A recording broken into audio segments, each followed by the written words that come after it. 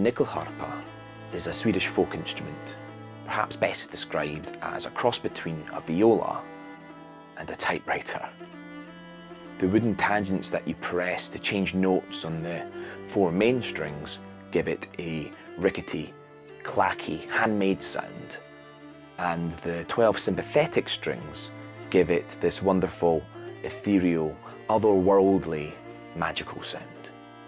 Both of these traits are what make the nyckelharpa perfectly suited to Tethered's soundtrack, because the virtual reality that Tethered presents to players is one of these magical floating islands that you look down upon, inhabited by the peeps, these tiny, simple folk that need your help.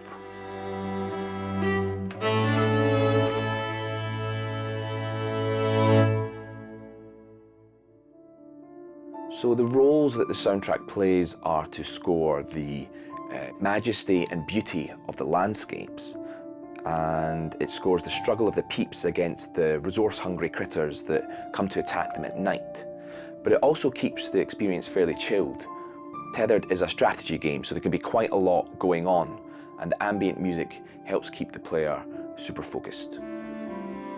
The folks at Secret Sorcery have been making and researching VR games for several years now, and one of the things they were acutely aware of is that relying upon visual user interface elements in a VR experience can be a little bit clunky. One of the things you're always trying to maintain is the amazing sense of presence you get of being somewhere else, and having things pop up in the HUD.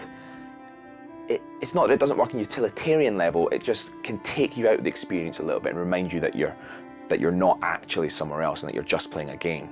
So we're constantly trying to fight against that. And one of the things that creative director Alan McDermott asked me to look into was using music to communicate that information to the player. So the music in Tethered isn't just a background element, it's actually central to how you play the game. So for example, when a new egg spawns, or a peep hatches, or a cloud materializes, or a peep gets despair, all these kind of critical gameplay events are scored by a unique, iconographic, easily identifiable music stinger that the player comes to learn. So whenever you hear one of these, first of all you know exactly what has happened, then the positional audio allows you to tune into exactly where it's happened, and then the visuals take over from there. That works really nicely. It keeps the HUD free from information and clutter, allows the player to stay immersed in the virtual reality, and crucially allows me to focus on how to respond. But getting this up and working wasn't completely straightforward. We had to do quite a lot of work to create an interactive music system which allows the music stingers to play back in music time and consonant and in tune with the underlying chords in the music bed track. Because if we didn't do that, there's a pretty good chance that the music stinger would play and it would clash with the music. So we created some technology to solve that problem.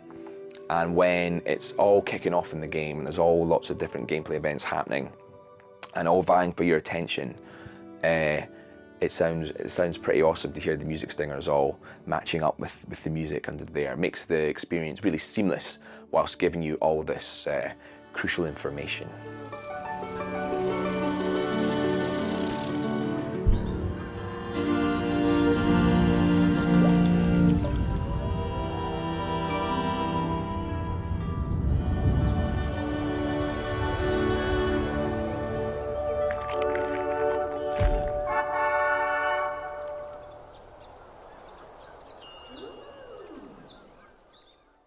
When it comes to the sound in the game, one of my real focuses was on creating a believable and plausible soundscape which really backs up the world that is being presented to you.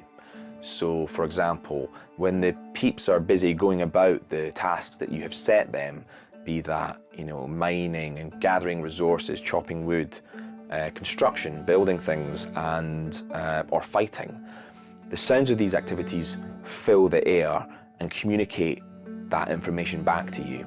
so you know what's going on in the world.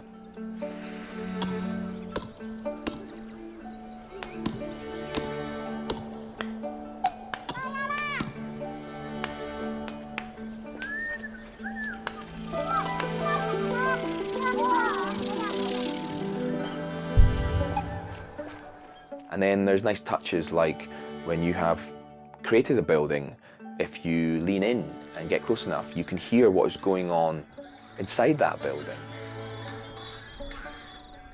And that level of attention to detail is much more of a requirement in VR, because again, you don't want to give the player any excuses to take them out of the experience. You really want to meet their expectations. But if people do want to escape back to reality, then the soundtrack for Tethered will also be available. It features just under an hour of original music with lush string quartet and analog synths, combined with some orchestral elements and a bunch of solo instrumentation like the aforementioned nyckelharpa, fiddle, concertina, clarinet, gourd fiddle, pipes, a bunch of other stuff, all played by yours truly. But I think I speak for everyone when I say we are super excited to see what people's response to the game is going to be, and I hope that everyone enjoys the audio experience that we've put together for you.